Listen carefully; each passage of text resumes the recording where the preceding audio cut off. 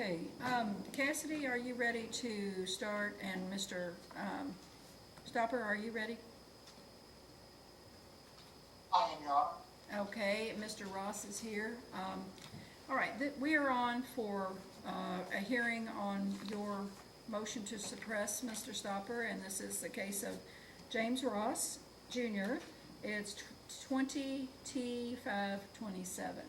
And I am new on this case, so if you want to give me, Mr. Stopper, just a short bit of what your motion is about, if you don't mind. Your Honor, pursuant to Wells v. Commonwealth, if it cannot be demonstrated that there was operation of a vehicle and that an individual sleeping in a vehicle is itself not, by itself, is not proof of operation, then there is not probable cause to continue forward with the DUI. There may be probable cause for other charges, but not for the DUI. And so, based on the Wells v. Commonwealth, if that's where the probable cause was to get Mr. Ross out of the vehicle, then all other evidence stemming from that, based along that, would need to be suppressed. Okay, thank you. Appreciate that. Cassidy, are you ready to go forward? I am, Judge, and I did receive a copy of defense counsel's extensive full motion. I appreciate that, and Judge would ask for the Commonwealth to have an opportunity to respond after today's testimony. I'm sure we will have some evidence presented by the witnesses called to respond. That's fine, and Mr. Stopper, I'll give you an opportunity if you feel like you need it to also file something in writing if you want. Okay? In case there's additional evidence. Okay. All right. Cassidy, who do you wish to call as your first witness? Judge, I would like to call Matthew Hewells. He is the individual, the eyewitness, a 911 caller. He is having difficulty logging in, I believe. He's available by telephone to be called. Okay. And Mr. Stopper, Mr. Hewells was on here at about 1:45, and I could not have a conversation with him. He kept freezing. He couldn't hear me, and I couldn't hear him. Are you okay if we do him by phone since we can't have in person? And I will say that Mr. Ross did come to the courthouse. He didn't realize that we are not allowing in person right now. Yeah, Mr. Ross and I already had that conversation. Yeah, and I would be okay with telephonic for this part. Okay, let me get him on the phone then. I should have his number. Oh, where did I write that dude's number down?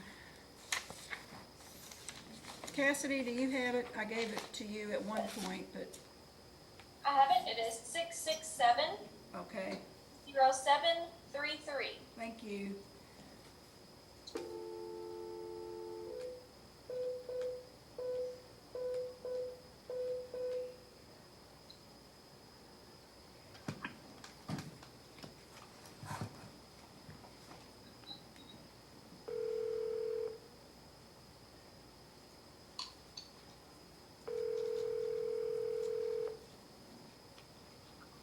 Hello? Mr. Hewells, hi, this is Judge Conrad again. How you doing, ma'am? I'm good, thank you. How are you?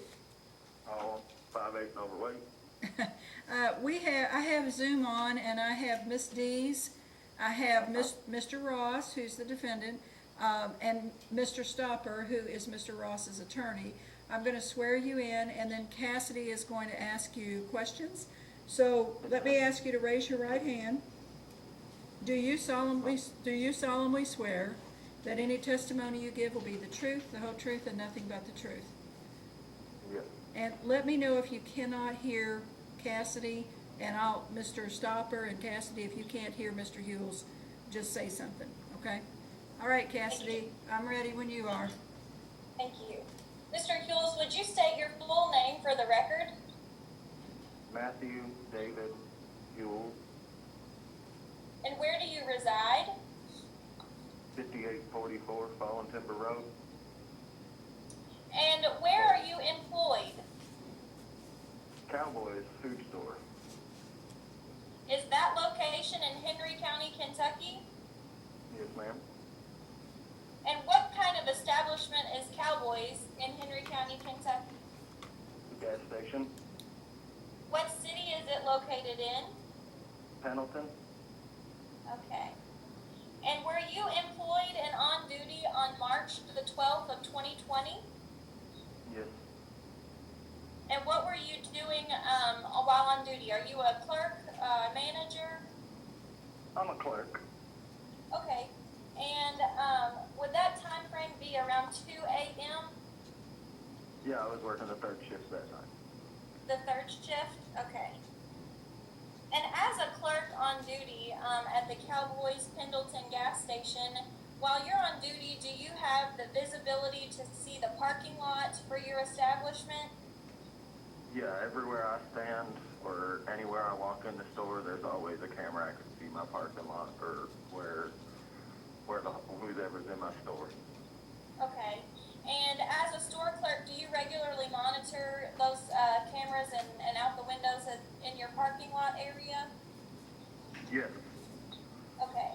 And on this date of March the 12th of 2020, do you recall noticing or observing anything unusual in the parking lot area?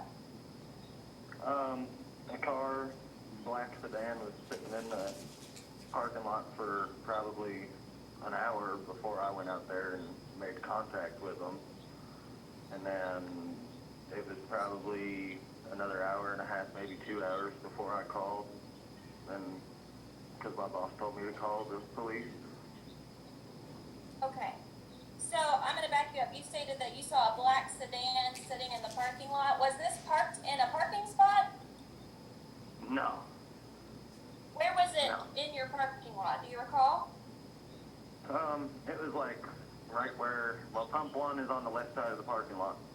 So in order to get to pump one, you come from the left side. Well, his car was like right blocking to get to pump one pretty much.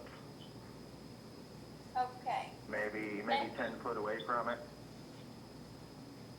Okay. So it wasn't even at the So- pump parked. It was in between the pumps and the parking spaces? It was in like an opening part of the lot, like where there's not really nothing, but there is one parking spot. There's like to the left, if you go over all the way, there is parking spots, but it was in the middle of the parking lot pretty much. Okay. And you stated earlier that you believed it was there for about an hour before you approached the vehicle? Yeah, every bit of an hour before I went out there and made contact.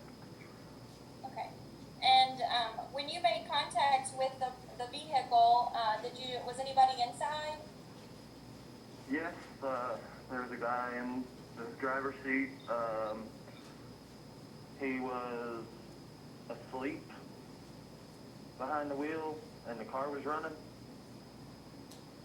So I knocked on the window, and I had a flashlight in my hand, and I asked him if he was okay. He said yes. I asked him to move the car, and I walked back in the store. I never did get an answer on the second part, so I just walked back in the store, and about an hour went by, and I was like, well, I guess I'd call my manager and ask my manager what to do, and my manager said to call the state police. Okay. You said that you approached the vehicle and you had a flashlight in your hand. Were you able to identify, was this, you said it was a male, is that correct? Yes, it was an African American male. Okay. Did he give you his name? No, I didn't ask for his name. I just seeing if he was okay and seeing if he could move the car was my main concern. Okay. I'm not gonna ask nobody's name. Understand, thank you. And then after you asked if he was okay and to move the car, did he ever move that vehicle from that position in the middle of the parking lot that you testified earlier to? No, ma'am. Okay. Did you ever go back and approach it a second time, or did you just call your manager and leave I him just in the called parking it lot where he was? Yeah, I just called it in after I went out there and made contact because apparently it didn't do me no good the first time. Gotcha. When you had the flashlight shone in to observe the African American male who was in the driver's seat, did you notice was his hands on the gear shift or steering wheel or foot on the gas or brake, anything like that? He had a foot on a brake and His hands were down to his sides, and his head was just kind of slouched down. Like he had just stopped and parked right there in the middle of the parking lot, or I don't even know if the car was in park, to be honest. I didn't look. Okay. After you made the call to 911, did you have contact with the state police? I believe I talked to, I don't know if it was the state police or if it was the Henry County Sheriff, because both of them were there. Okay. But I did talk to one of them and told them what had happened, the reason why I called. Alright.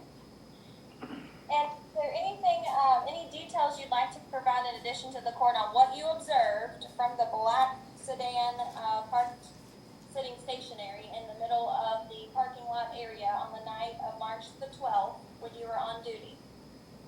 Well, I mean, I kind of figured something was up when he rolled the window down because I could smell alcohol. Okay, so when you made contact at his window, the window was up and then he rolled it down for you? Yeah. Okay.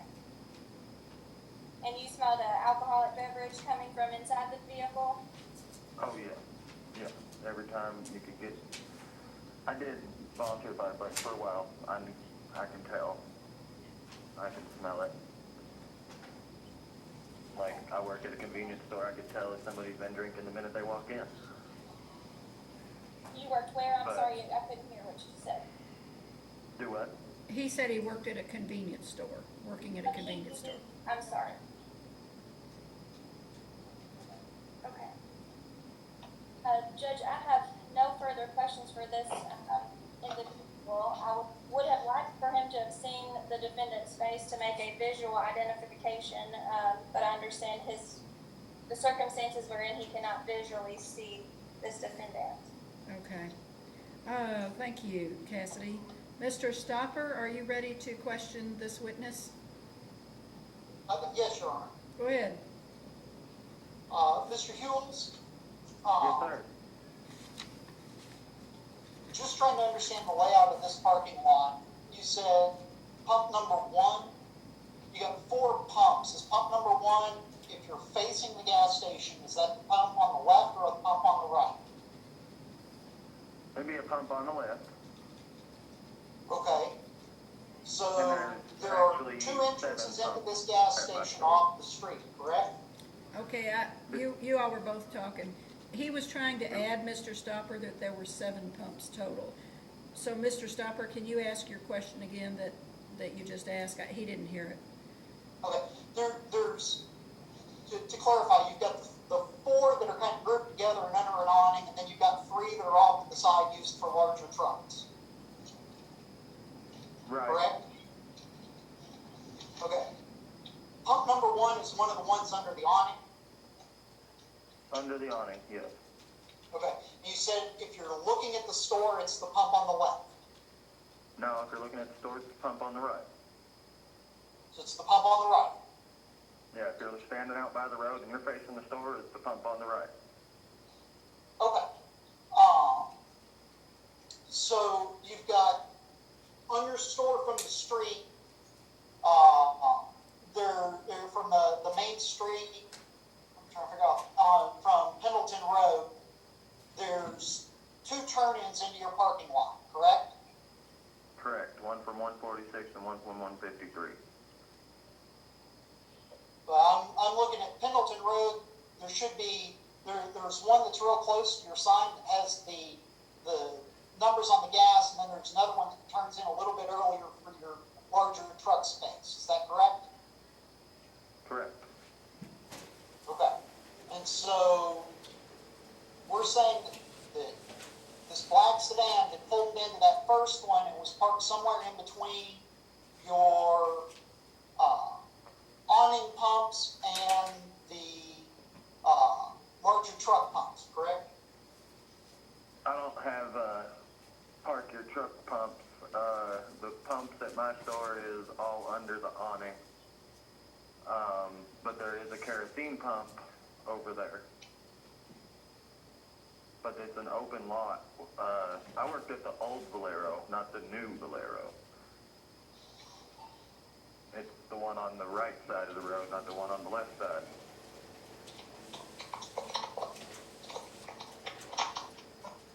Right, the one labeled Cowboys.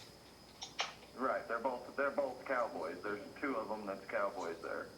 There's the one that I work at, and there's the one across the street that's also Cowboys. Both of those are considered Cowboys. Okay, can I try to clarify which one he was working at?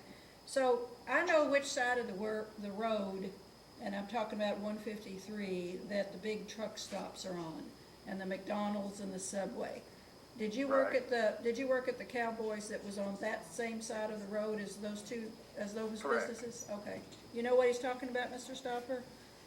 There's two Valeros up there. No, I don't. Yeah, the one he, I'm looking at the two right now, Your Honor, I'm looking at the two right now. One is labeled as Valero's, the other one doesn't have any signs that say Cowboys. The one on the other side of the street is the one that has all the signs that says Cowboys. well, they So I was just, I think they changed ownership.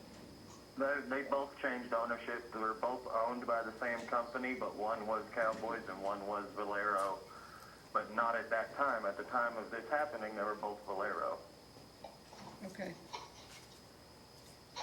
And he's at the one that is the furthest west. As you go toward LaGrange, it's closer to LaGrange.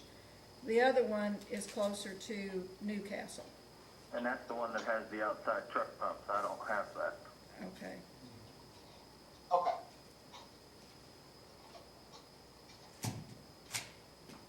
It's like an open parking lot on the left, and there's 7 pumps under my awning. Or no, there's 1, 2, 3, 4, 5, 6, 7, 8. There's 8 pumps under my awning, and then I have a kerosene pump on the left side in the open lot. Okay, that's my misunderstanding. I was looking at the right one. However, on my photos that show that gas station, there's a bunch of semi-trucks parked over there next to what are apparently kerosene pumps. So I had assumed that was what those were over there for, was that they were filling up. No, there's no gas pumps over there at all. Okay, those are just kerosene pumps. So he was parked between the kerosene pumps and the awning. No, the kerosene pump's up closer to the store. He was closer to the main road of 153. He was like, if you pull in you come off the interstate, you make a right, and you go down the road, and you make a right into my parking lot, he was in between the awning and the road. So he's in between the awning and the road. Right. He was not parked anywhere near, he was in the middle of my parking lot, in between the awning and the road, just sitting there.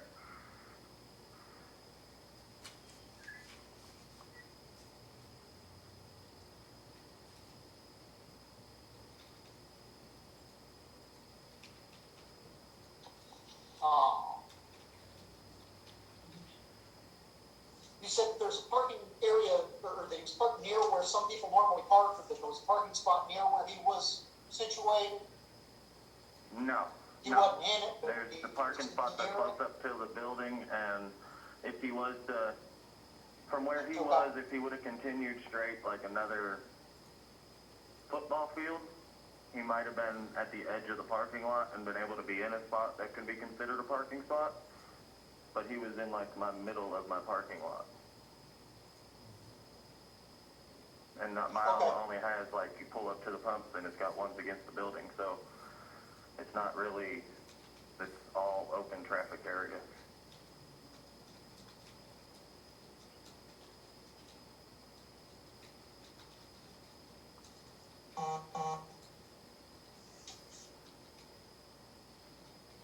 I don't think I have any further questions for this witness, Your Honor. Cassidy, do you want to ask Mr. Hughes anything else? Judge, I have no follow-up for Mr. Hughes. I appreciate him being here. He is free to leave unless Mr. Stopper would like to save him for recall, we can always recall him back. I don't think so at this time. Okay. Thank you. Mr. Hughes, they're excusing you as a witness, so many thanks. I appreciate your participation. No problem, ma'am. Thank you and have a good day. You too. Bye-bye.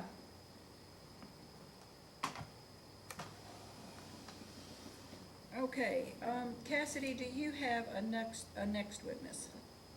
Trooper Zach Napier is in the county attorney conference room. I'd like to bring him in for questions. Okay, are you gonna move him, Missy? Okay, she's gonna bring him in. There he Thank you. is. Good afternoon, Trooper Napier. I would like to swear you in. Could I ask you to raise your right hand? Do you solemnly swear that any testimony you give will be the truth, the whole truth, and nothing but the truth? I do. All right, go ahead, Cassidy. Could you state your name for the record? Trooper Zach, And where are you employed? Kentucky State Police Post 5. What is your position? I'm a trooper. And how long have you been a trooper with KSP? About 3 years. Were you so employed and on duty on March 12th of 2020? Was. What shift were you working? Can you repeat that? What shift were you working on that day? I was working night shifts. I would have been either 6 p.m. to 2 a.m. or 8 p.m. to 4 a.m. While you were on duty, were you patrolling the area of Post 5? I was. What county did this cover? Henry, Trimble, Oldham, Gallatin, Owen, and Carroll. While on duty, were you dispatched to Pendleton Cowboys location in Henry County, Kentucky? I was. And what was the reason for your dispatch? We got a call saying there was a male in the parking lot passed that smelled like alcohol. All right. Was it identified that he was in a vehicle or passed out outside the vehicle? Black passenger car. What did you see upon arrival? When I got there, I saw a black Kia parked in the middle of the parking lot, facing the road, and that matched the description of the vehicle they gave. Okay, you said it was facing the road. Which roadway was it? Highway 153, Pendleton Road. Do you know approximately how close the vehicle was to the roadway? I would say about 10, 15 feet. Was the vehicle parked at a parking spot? No, it was not. It was parked in front of the pumps, sideways. Sideways in front of the pump. Did you make contact with an individual inside this black Kia that was parked 10 to 15? I did. And who was the male inside the vehicle? James Ross. Can you see Mr. Ross on your screen in front of you today? I can, yes. And can you identify him to the court by his clothing or? Yes, he's wearing the black jacket, red shirt, and a black hat. And this individual, where was he at inside the vehicle physically when you made contact? He was in the driver's seat. What was the condition or status of the vehicle? Turned on, headlights were on, motor was running. Could you see whether or not the vehicle was in park? I do not remember. Anything else particular, any lights, sirens, anything like that, horn in operation when you came upon the vehicle? And it was some kind of, it was either a Lyft or an Uber light or advertisement on the vehicle. That's what sticks out to me. And it was a light that was on? Yes. Forgive me, is that similar, I'm trying to understand, is that like a taxi light or something, like an on-duty light? Yeah, it was in a window. I think it was in, I don't remember if it was in the front or the back window, but I remember it was on. After you made contact, located the vehicle, what was the state that the defendant, Mr. Ross, was in? Was he awake, alert? When I got there, he was asleep. I knocked on the window multiple times to wake him up, just because he was blocking the parking lot. Just wanted to check on him, make sure he was okay. When he woke up and I started talking to him, he was extremely disoriented. Eyes were glassy and bloodshot. Smelled of alcohol.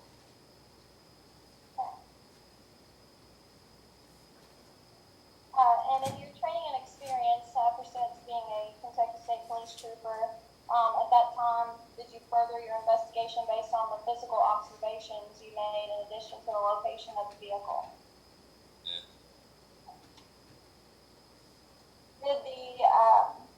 Did you then conduct field sobriety or ask that he exit the vehicle? I did. I asked him to step out of the vehicle and turn the vehicle off. He did so. As he was stepping out of the vehicle, I saw him use it for balance. And I'm information, as that's beyond the scope of what the issue is today before the court. So I'm going to focus on what the issues are here, okay, Trooper? When you made arrival from your dispatch call, did the vehicle match the description given by the 911 caller? They gave a description of a black passenger car parked in the middle of the parking lot. When I got there, it was the only black passenger car parked in the middle of the parking lot. And with it, you testified to that it was in the middle of or sideways, in the parking lot facing the road. Was the vehicle impeding traffic, entering or exiting, or moving about the parking lot? Was traffic at that time, but if anybody were to try to access or leave the pumps, they would have to go around him. They wouldn't be able to pull straight out. Was this type of call and position of the vehicle something to further the investigation upon your arrival? Reason to approach the vehicle?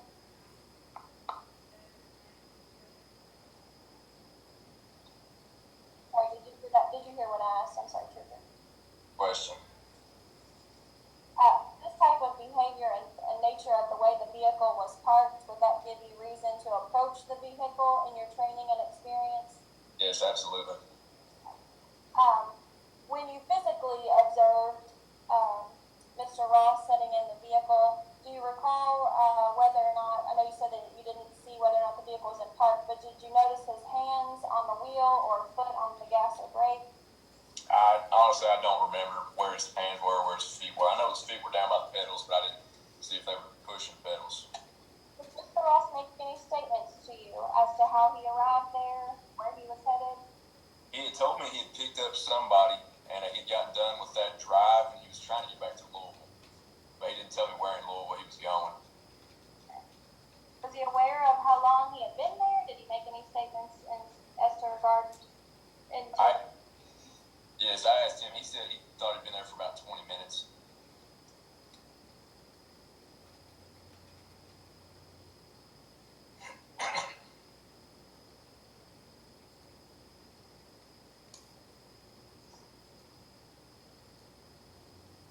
Is there any other information you would like to provide to the court as far as the observations you made and initial contact, the manner of the vehicle that you located, or any statements made by Mr. Ross on this date?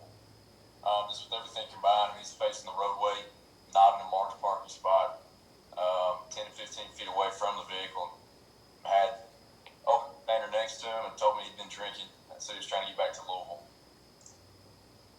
And it was based on these circumstances that you furthered your investigation for operating under the influence, is that correct? That's correct. I have no further questions of this witness at this time. Okay, Mr. Stopper, are you ready to cross-examine? Yes, Your Honor. Go ahead. Trooper, you said that you ID'd the call from the car from the phone call? Yes, that's correct. Okay. What information did you have on that phone call prior to arriving at the parking lot? They told us it was a black passenger vehicle that was running, sitting in the middle of the parking lot. Okay. Since you arrived, there was a black passenger vehicle running, sitting in the middle of the parking lot. That's correct. And the initial dispatch said that the male was passed out behind the wheel. People were worried about him. That's why. That's how they identified him. Okay, so the initial dispatch stated that there was somebody asleep behind the wheel. Yes.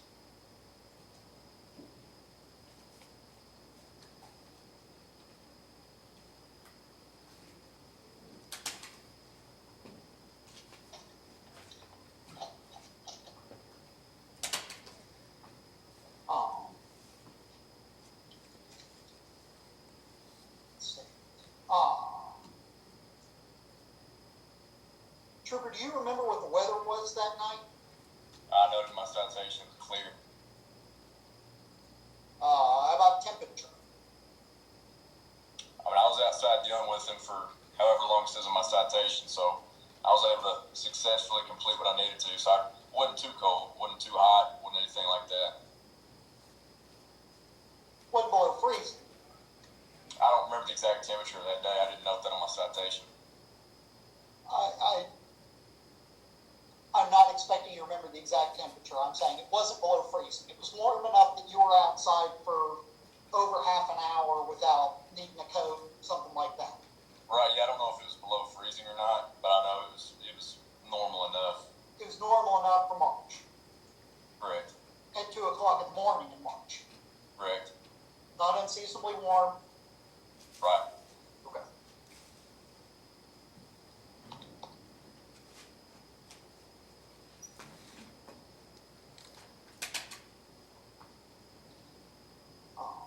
You testified earlier that you don't recall if the vehicle was in gear. In gear and park. I'm sorry, say that again, you broke up. I said I do not remember if it was in gear or in park. Okay? You didn't make a note of whether it was in gear or in park on the citation either? Not proper control. Okay? You never observed any kind of operation? No, I just observed in proper control. You...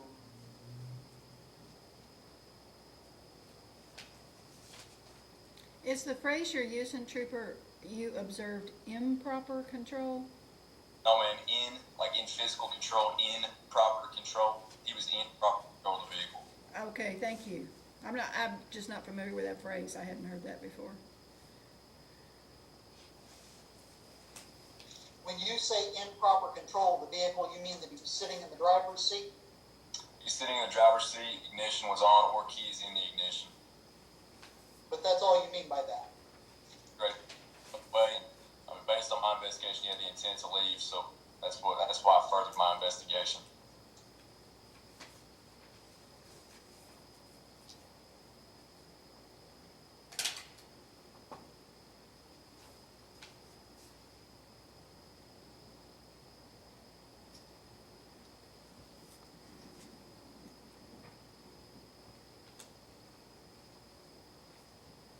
Now you're stating that based on your investigation, he had the intent to leave? Correct. He told me he was trying to get back to Louisville. Trooper, in your citation, when you even noted that when he was not as compliant during your investigation, he even asked you if he could go back to his car and go back to sleep. Correct. Going back to sleep is not the same as intent to leave, correct? I'm going off of what he told me. He told me he was trying to get back to Louisville. So with that shows intent to leave. The fact that he was sleeping in his vehicle doesn't mean that he didn't have intent to drive it 5 minutes later.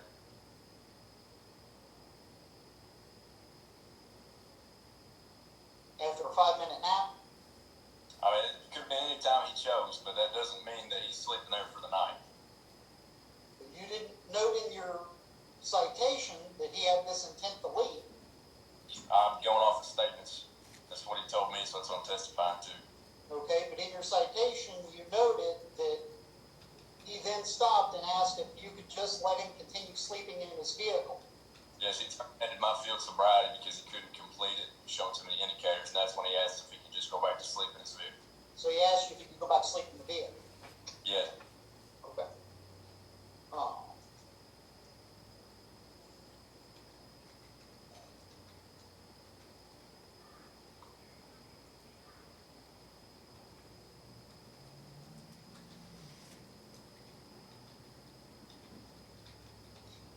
I have no further questions at this time, Your Honor. Okay, Cassidy, anything else?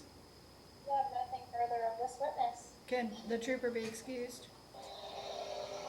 Okay. Thank you very much, Trooper Napier. Be careful.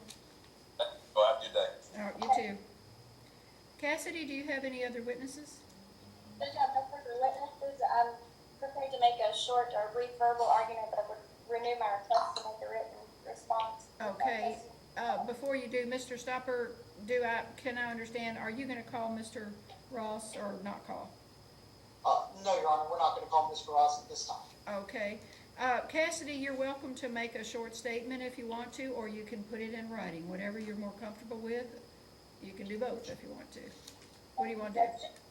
Briefly, for the record, I'll ask the court to deny the defendant's motion to suppress where it's, from the testimony provided today, that the trooper had probable cause to conduct a stop to approach the defendant's vehicle, call the vehicle matching the description. The individual who the eyewitness identified the defendant being asleep at the wheel in the middle of the gas station parking lot facing Highway 153, smell of alcohol, and then the trooper's arrival matching the description from the 911 call, making contact with the statement he was on his way back to Louisville or trying to get back to Louisville. All four factors of the Wells operation are present, and Commonwealth will be willing to further go into depth on that today, or in a written motion, Judge, but also would ask the court to consider that not only under the statute is operation required, but in physical control. The testimony today provided shows that the defendant was at the driver's seat, behind the wheel, at times asleep, but also at times awake and responding to store clerks as well as to the trooper. Keys were in the ignition, vehicle was running. The taxi light or service light was on and showing an intent to be using that said vehicle for employment purposes, not parked in a parking spot. I'm going to object to that. There was no testimony that stated whether or not a lift light on or off demonstrated whether that is intent to use a vehicle. Okay, well, it's oral argument, and you can respond to it. Go ahead. The court denied the defendant's motion. Commonwealth has sufficient probable cause to conduct a traffic stop and to further the investigation, charge the defendant with operating motor vehicle under the influence. Okay. Mr. Stopper, do you want to say anything at this point, or you want to wait and just brief it? I would like the opportunity to move both shortly, Your Honor. Go ahead. Your Honor, the determination of probable cause based on the Wells factors, the four factors are whether the person is asleep or awake, whether or not the motor is running, the location of the vehicle, and the intent of the person behind the wheel. In Wells, they found that you do not have to have all four factors to demonstrate that there is not intent to drive, nor is there evidence of operation while impaired. Even if some of the factors are met, that all the factors must be viewed in totality. And even in Wells, they noted that a vehicle that is running itself is not intent to drive, especially in days which are having the engine running would provide either heat or air conditioning to the occupant at the time. They specifically noted that an individual that is asleep often has no intent to do anything other than continue sleeping. And the officer even noted in his citation, which I believe is in the court file, when communicating with the officer, his intent was to go back to sleep. He asked if the officer would just let him go back to sleep. It was clear from the testimony that when he woke up, he was disoriented and was merely attempting to try and go back to sleep after 2 o'clock in the morning. Therefore, we would argue that the Wells factors have not been hit. The arguments that were listed out, further detailed out on Armstrong and clarifying Wells have not been met, and that the court not find probable cause. Okay, thank you. How much time do you all want to brief this? Cassidy, how much time do you need? Judge, I can do as soon as 2 weeks. How about you, Mr. Stopper? Your Honor, I would ask for 3 weeks just because my next week's docket is extremely cramped. Does that have no objection to going out a 4-week continuance so that it stays on your regular calendar? That's no problem. Okay, well, why don't I give you each, is there any issue about who goes first on this, or that you want to respond, Mr. Stopper? Can you all just do these simultaneously? Your Honor, I believe we can do it simultaneously. Okay. I don't have any issue with that. Well, let me set this for the next, do I have a, yeah, here we I'm gonna put case under submission. Once briefing completed.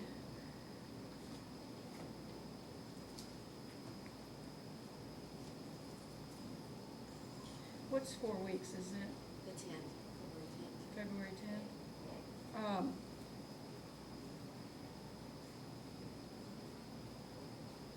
We'll set it for February 10 at, what's better for you guys, 1 or 9? I think Cassidy's here both times, but what about you, Mr. Stopper? 9 o'clock will be fine, Your Honor. Well, what I hope to do is get your briefs in so that I have time to write something on this and give you an opinion. Can you all do your briefs in 3 weeks so that I will have a week there to try to get this done? Yes, Your Okay, Honor. so 3 weeks from today is what, Missy? that would be the February 3rd date. February 3rd?